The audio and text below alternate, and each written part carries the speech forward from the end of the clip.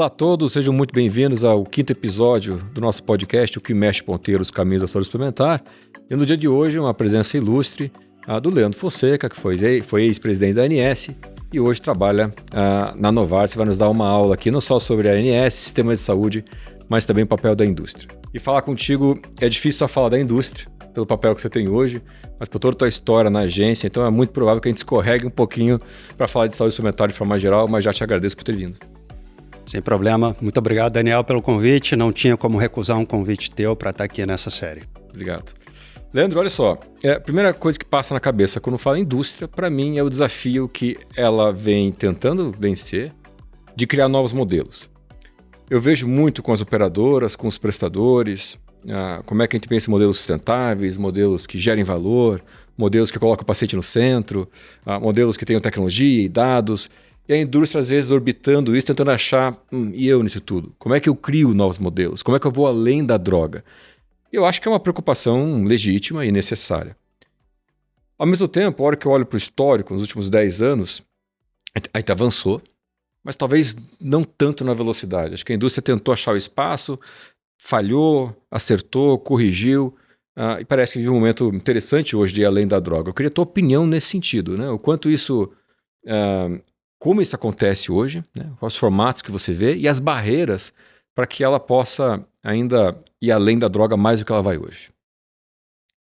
Bom, Daniel, eu tenho dificuldade de falar pela indústria como um todo, né? Mas falando pela Novartis, especialmente na área que a gente atua, que é a indústria farmacêutica, o que eu consigo te passar é que eu não vejo todas as empresas também no mesmo nível. Eu acho que existem algumas que assumem determinados protagonismos, né, e puxam essa discussão, lideram pelo exemplo dentro do segmento que atuam, né. No caso da Novartis, especificamente falando, nos últimos 5, 6 anos, né, houve um reposicionamento no sentido da gente não querer ser visto apenas como um fornecedor de medicamentos, mas um entendimento de que somos parte do sistema de saúde e, portanto, como a gente contribui para o sistema de saúde a ter soluções cada vez mais sustentáveis que realmente enderecem tanto as necessidades dos pacientes quanto o equilíbrio, né, do sistema de saúde.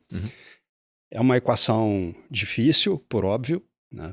Especialmente quando se fala de indústrias inovadoras, né, que trazem inovações geralmente disruptivas e que, enfim, tem aí algum impacto econômico, né? Porém, saindo da conversa abstrata e falando para exemplos práticos, né, a gente procurou, por exemplo, trazer essa discussão dentro da saúde suplementar e dentro do setor público, sobre, por exemplo, modelos inovadores para fins de incorporação dessas tecnologias de alto custo e alto conteúdo tecnológico, né, que realmente são disruptivas para determinadas áreas terapêuticas, né. Então, a gente provocou muito essa discussão, trouxemos ideias de novos modelos e fomos construindo. No setor público, por exemplo, a gente conseguiu construir o primeiro acordo de compartilhamento de riscos com o Ministério da Saúde para tratamento de atrofia muscular espinhal, né? Foi celebrado recentemente a assinatura desse acordo com o ministro Padilha, né? E temos aí um caminho muito interessante para novas tecnologias dentro do Sistema Único de Saúde, novas terapias avançadas dentro do Sistema Único de Saúde, que acho que é um marco super importante para o SUS, né? Ter esse tipo de inovação de ponta, né, para a população brasileira. Tive a oportunidade de acompanhar a visita feita ao hospital em Brasília pelo ministro com a paciente que foi atendida, né, a primeira paciente no âmbito do acordo de compartilhamento de riscos. E foi muito emocionante de ver, Daniel, né, uma família humilde, brasileira, usuária do SUS, tendo, né, muita alegria pela mudança na perspectiva de vida da filha com essa inovação dentro do nosso SUS, né? Então, é realmente fantástico. E para além dessa discussão de tecnologia especificamente, um outro exemplo que eu posso dar aqui para ti é o nosso desejo de contribuir para o sistema de uma forma geral, né? Para o sistema ser mais eficiente de uma forma geral, mais resolutivo de uma forma geral, né? Um exemplo concreto é que a gente tem, por exemplo, um acordo com o CONASEMS, que é o Conselho Nacional dos Secretários Municipais de Saúde, uma parceria com eles, dentro da área terapêutica de doenças cardiovasculares. Uhum. Então, a gente fez uma parceria na primeira fase do projeto. A gente mapeou a jornada do paciente com doença cardiovascular no SUS, identificamos ali alguns gargalos, né? E entre os gargalos, a necessidade de treinamento, de capacitação dos agentes de saúde que atuam na ponta, nas UBSs. Né?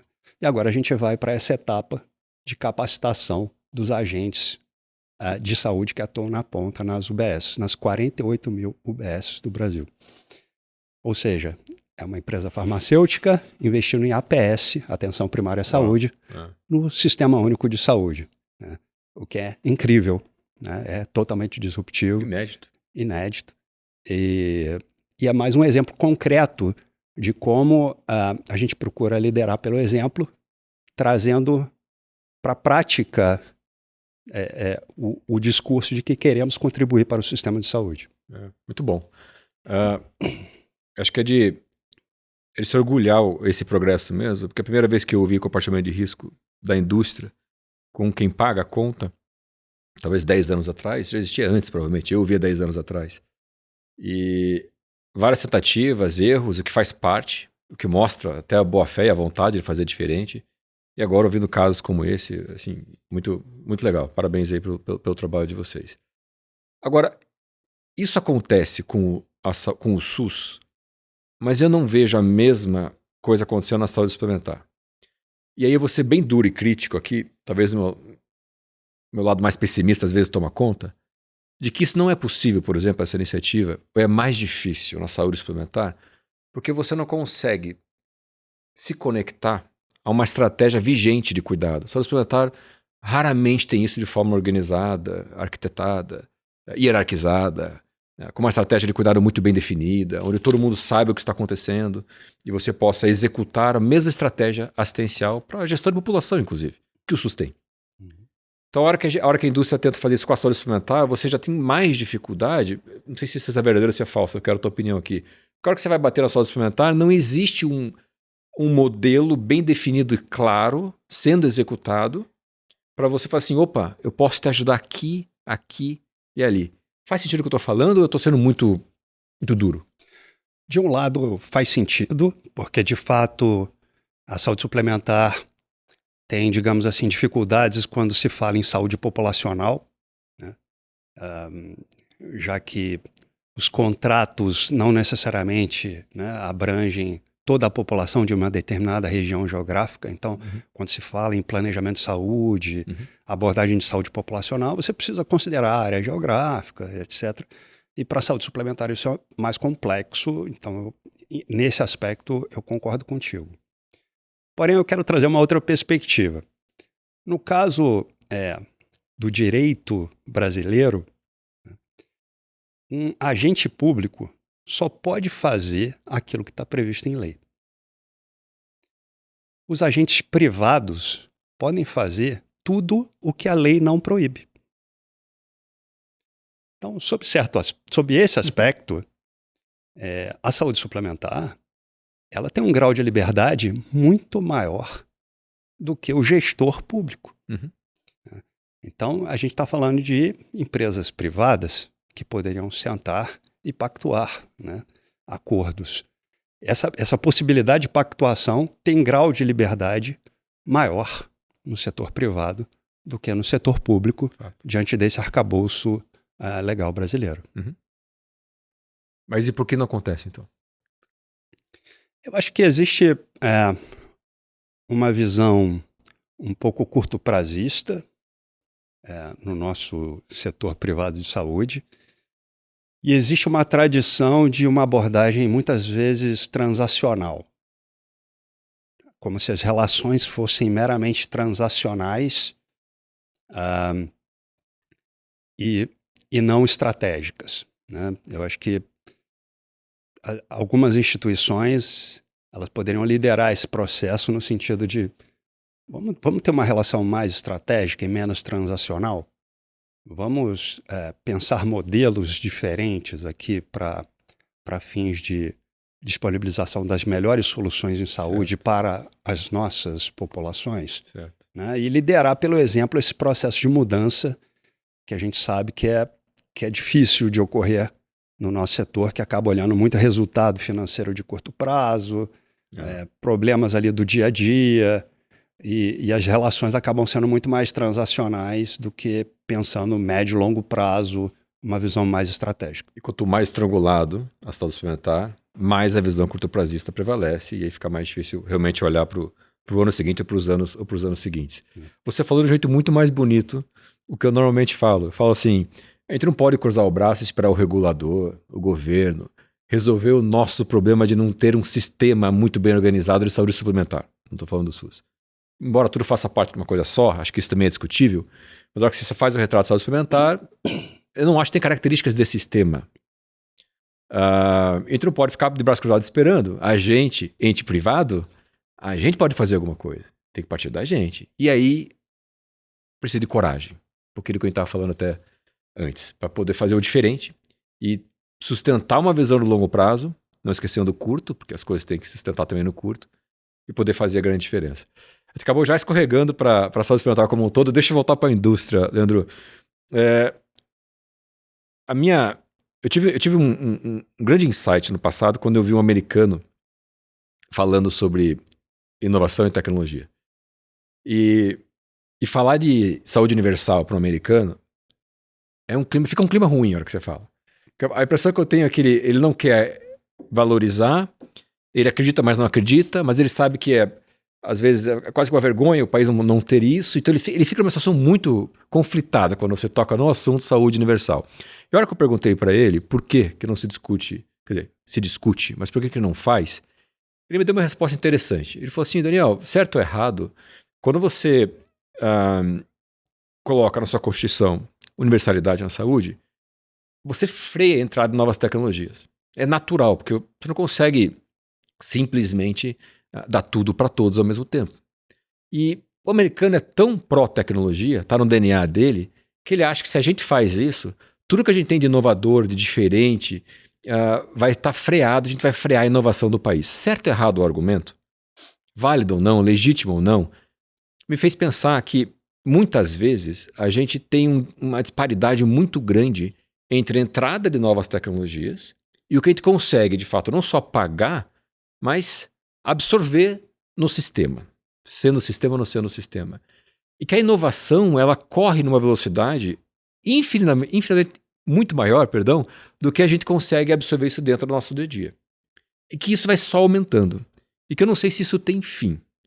Então minha pergunta é, depois desse preâmbulo todo, existe essa diferença realmente, que eu enxergo aqui da minha cadeira, de que a gente consegue produzir novas coisas e numa velocidade muito maior que a gente consegue resolver os problemas de hoje e até inserir essa tecnologia?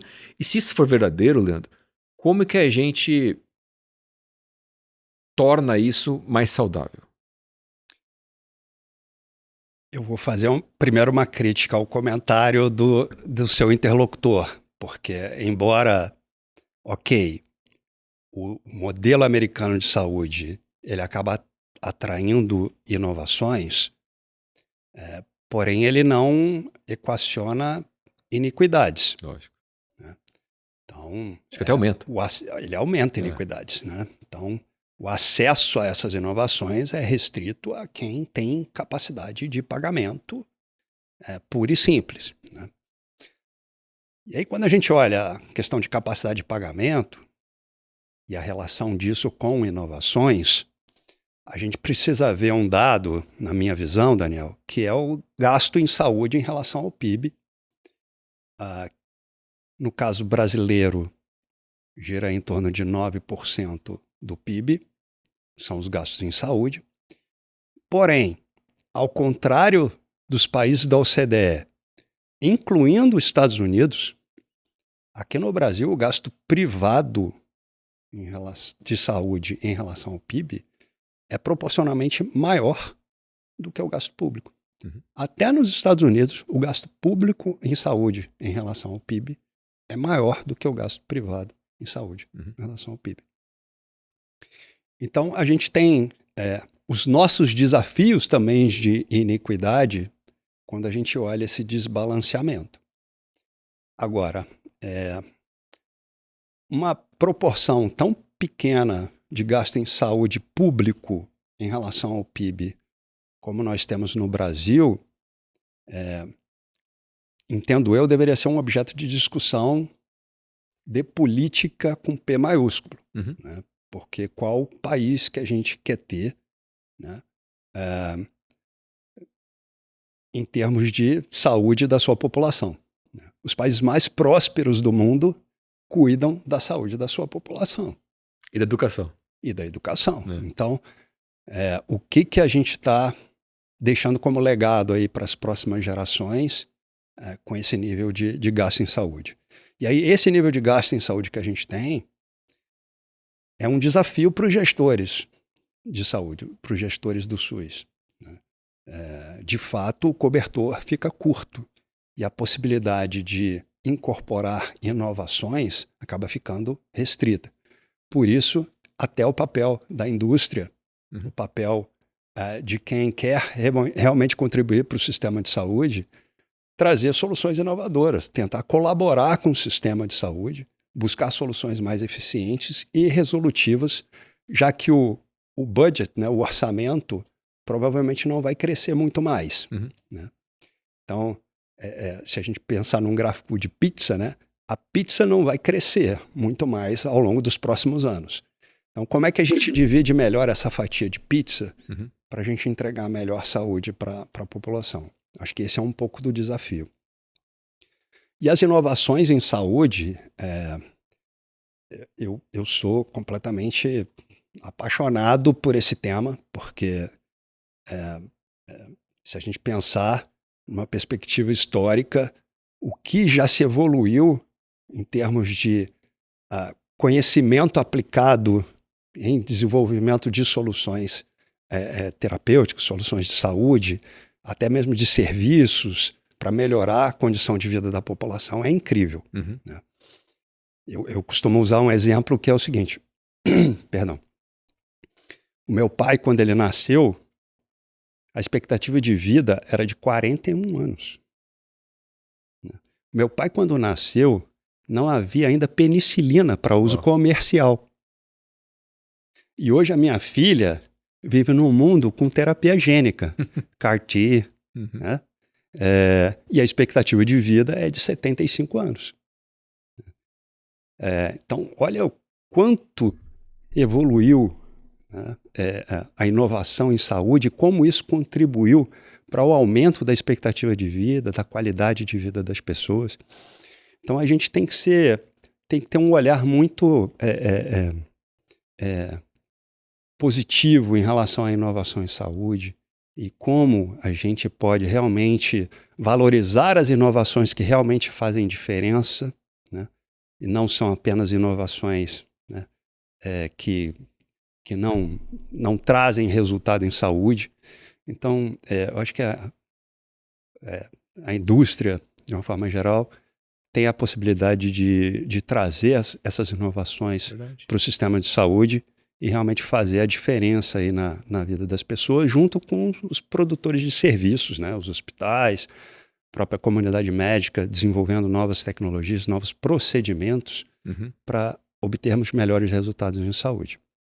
Então, talvez um dos privilégios de fazer isso aqui que a gente está fazendo o quanto nas conversas que eu vou conduzindo aqui, eu vou criando novos pensamentos, até quebrando algumas coisas na minha cabeça. Se quebrou alguma coisa na minha cabeça, o que eu queria falar, correr o risco de falar e pegar a tua reação.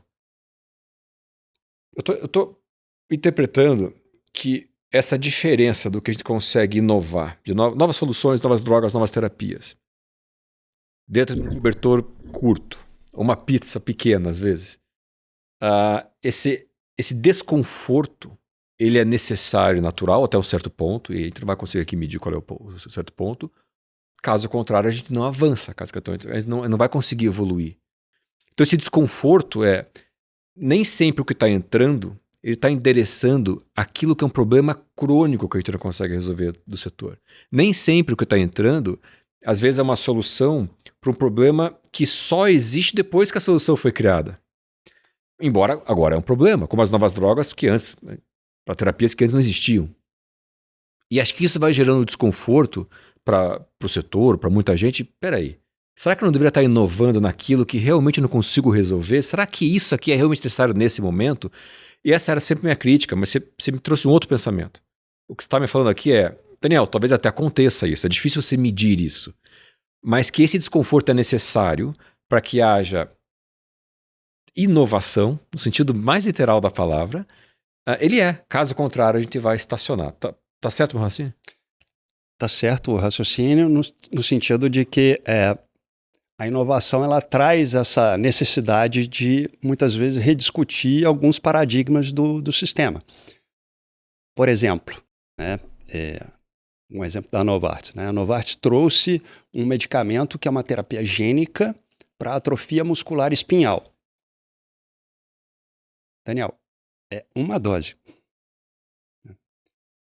As terapias existentes transformam o paciente em um doente crônico tomando medicamento o resto da vida. Uhum. É uma inovação, portanto, que traz um desafio para o sistema. Né? Ora, é uma dose. Né? Então, o valor dela ela acaba sendo calculada trazendo o valor presente daquele benefício do paciente. E toda a inovação, todo o desenvolvimento gasto para aquele desenvolvimento específico. E como o sistema de saúde vai poder lidar com isso? Uhum. Né? Com one shot, né? Uma droga que tem a base tecnológica dela, a capacidade de mexer nos genes, né? Em última instância. Eu não sou médico, tá? Sou economista. Mas a terapia gênica tem o condão de corrigir ali o gene defeituoso e, portanto, trazer uma perspectiva completamente diferente para o paciente.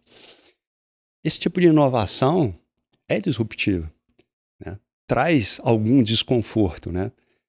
A gente acabou levando um tempo enorme discutindo o acordo de compartilhamento de riscos com o Ministério da Saúde. Por quê? Porque era novidade para eles, novidade para a gente também. Né? Discutimos isso com o sistema de saúde suplementar, né? Como trazer essa inovação para dentro do sistema de saúde suplementar também. Uhum. Então, as inovações, de uma forma geral, trazem algum desconforto, né? Mas é isso que faz mexer a humanidade, é isso que traz benefícios. Né? Então, é preciso avaliar essas inovações, se de fato elas realmente trazem ganhos, né, em termos de resultado em saúde, é óbvio.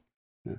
E essas que trazem precisam ser muito valorizadas, porque contribuem para o avanço do conhecimento. Né? E, obviamente, para o atendimento dos pacientes de uma forma mais imediata no curto prazo. Muito bom, muito bom. O que esse apetite que a indústria tem para transformar, para entregar valor, para ir além da droga, na tua opinião, o que poderia ser ajustado na saúde suplementar, mas você pode estender isso para a saúde pública também, para que a indústria pudesse fazer ainda mais? Porque eu vejo vontade, eu vejo disposição, eu vejo autenticidade. Eu preciso fazer, eu quero fazer, eu posso fazer, eu consigo, eu tenho inteligência também para ajudar. Mas talvez tem várias barreiras que acontecem no dia a dia, talvez o legado seja a grande barreira. Quais ajustes você acha que poderia fazer os prestadores ou os outros elos da cadeia para que a indústria pudesse protagonizar ainda mais isso? Daniel, eu acho que existe um certo pré-conceito também em relação de alguns agentes que atuam no setor, de pagadores, sejam eles privados, seja ele público, no sentido de ter diálogos construtivos, buscando soluções conjuntas com a indústria, por exemplo. Né? Esse pré-conceito, né, acaba muitas vezes atrapalhando, né? Porque a gente já podia estar desenvolvendo soluções e sentar junto, tentar endereçar um problema juntos, quando muitas vezes esse preconceito coloca as pessoas de lados opostos da mesa com aquela lógica de relação transacional e não uma relação estratégica buscando soluções em saúde. Porém, eu vejo...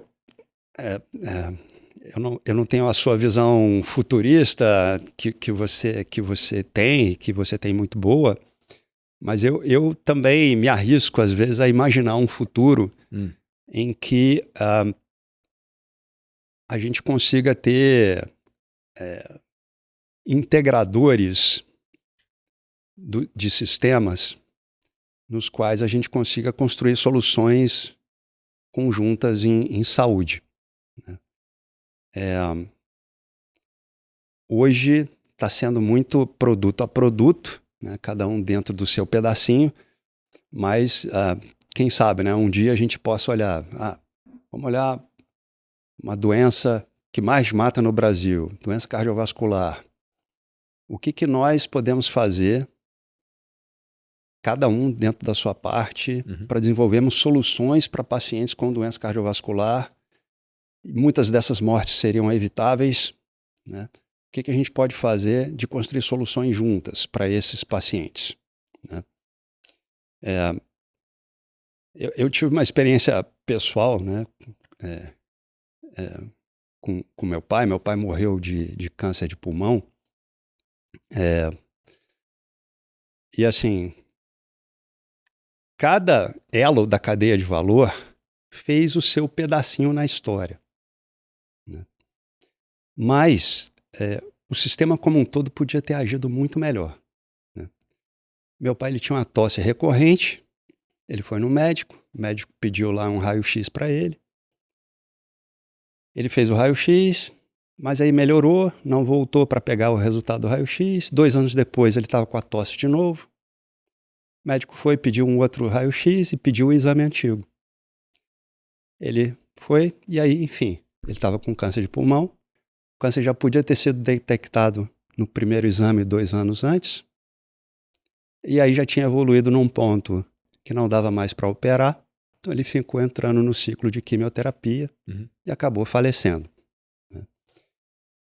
Se você parar para pensar, cada um fez o seu papel, o que achava que era o seu papel. Né? O médico fez a consulta, o laboratório fez o raio-x, a operadora liberou, né, os procedimentos, o hospital fez lá a químio, mas o sistema não podia ter entregue uma solução em saúde muito melhor para esse paciente? Né? Será que o médico não poderia ter tido um outro tipo de acompanhamento? Será que o laboratório que fez o exame de raio-x não podia ter avisado do primeiro resultado?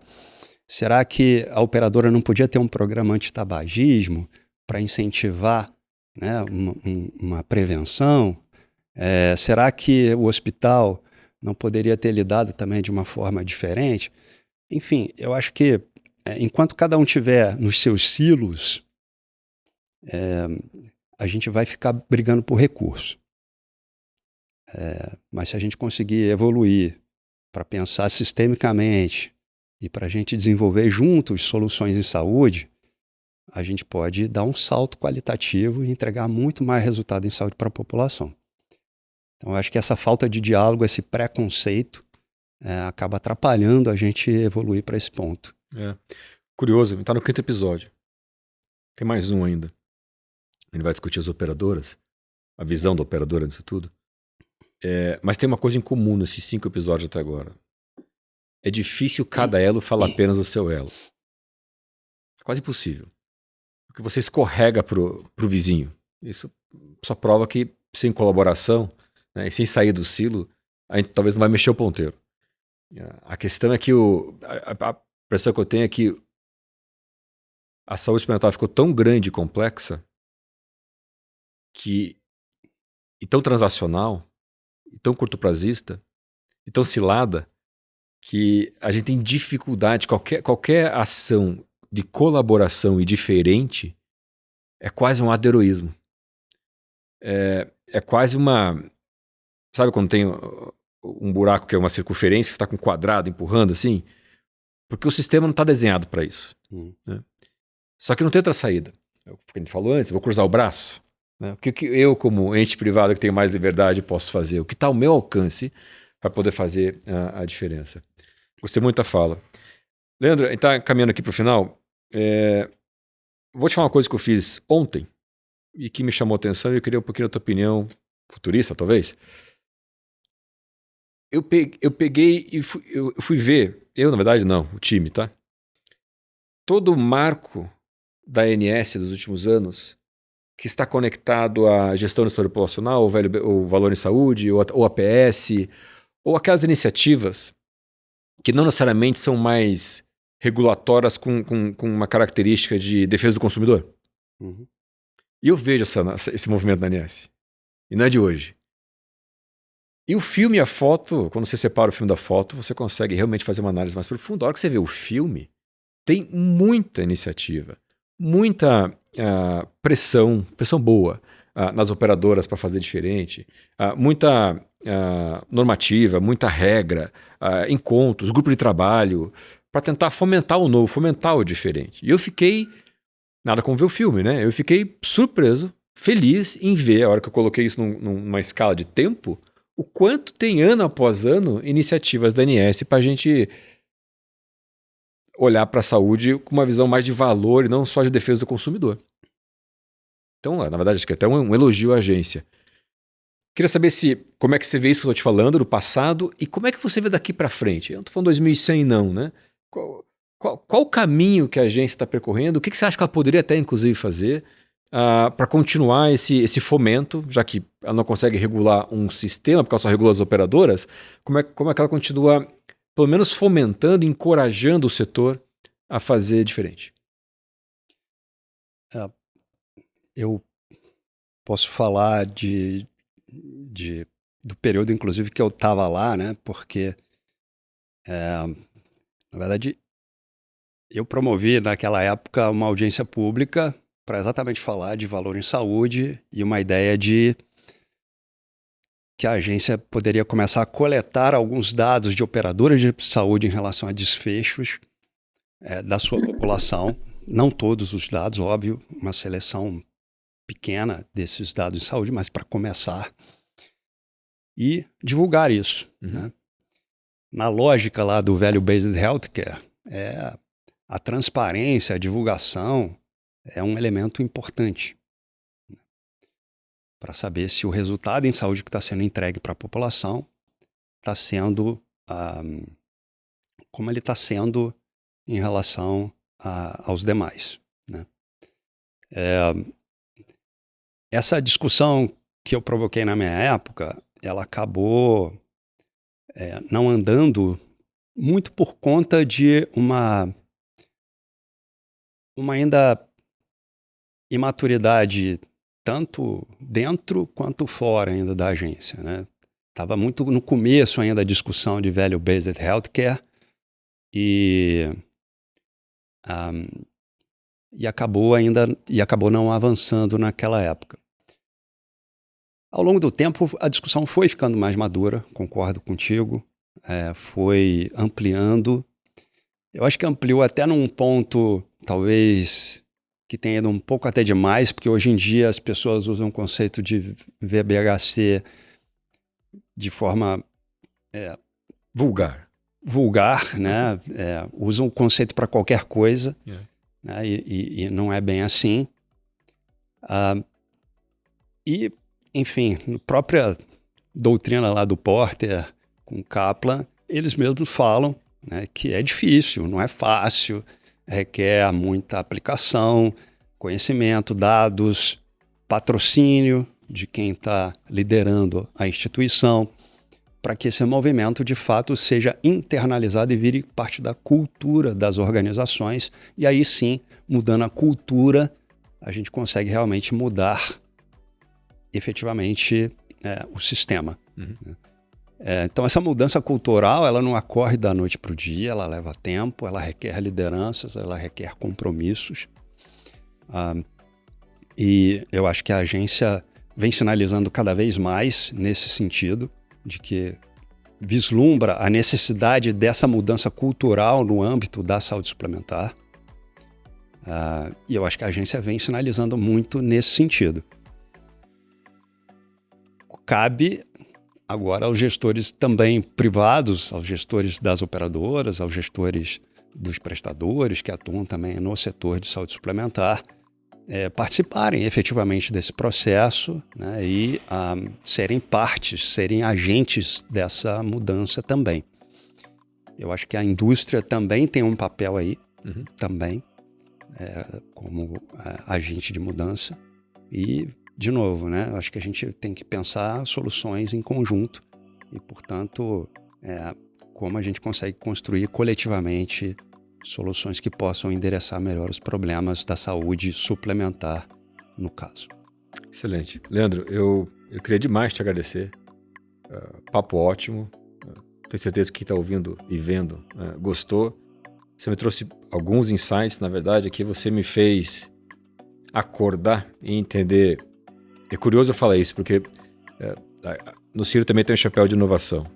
E você me fez lembrar que a dor da inovação é necessária.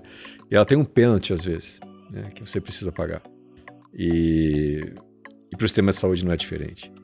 E você também resgatou o que todo mundo está falando, com quem eu falo aqui no podcast ou fora, que é a colaboração. Ela é fundamental para fazer a transformação. E aí eu insisto que a coragem é necessária para colaborar, porque tudo vai jogar contra para você colaborar, não porque você não quer. É porque o sistema não está desenhado para isso. Então, meu muitíssimo obrigado. Tenho certeza que todos vocês que acompanharam também gostaram. Acompanhem esses outros capítulos nas redes sociais do Ciro Libanês. Meu muito obrigado e até a próxima.